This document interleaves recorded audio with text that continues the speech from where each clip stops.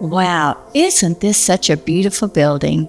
In fact, do you remember the first building that we had? Oh yeah, it came right after Shonda had a dream of a place. There's a tree in front with a branch that extended, and we were on the inside doing counseling kind of things, and she and David were on the outside. A few days after that, I got a phone call from a businessman in town, Tom Crook, and Tom said, "I understand you're looking for a building." And I said, "No, I'm not at all." I remember walking into the building. He took us into a big room, and we sat down at a table, and then we proceeded to tell him our story and how we got here. And we were all weeping and crying by the end of it. And I remember he just threw the keys over at the table, and he said, "This building is yours, free."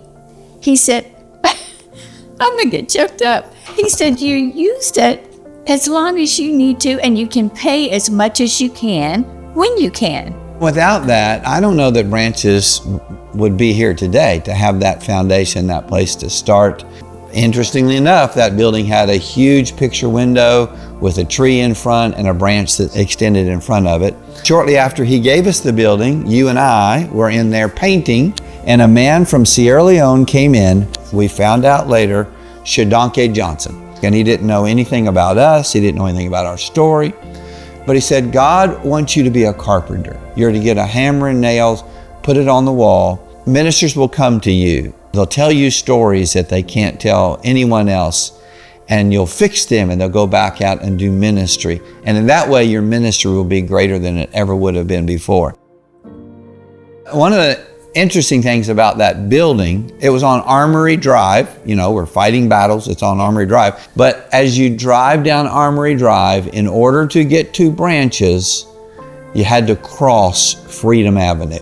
That was wow, that makes me teary-eyed to think about that. And so many people were set free in that building, the building in between, and now in this building here. Branches began with that generous donation of a businessman.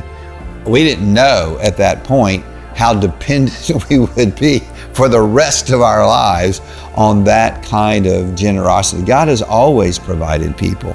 He certainly has. Remember when we went to the banquet at James Robison and what he did for us? Oh yeah, James had invited me to appear, both of us to appear on his Life Today program. And he invited us back to the Christmas banquet, and he said, "Bill," he's talking to his comptroller, "Bill, write these kids a check for $25,000.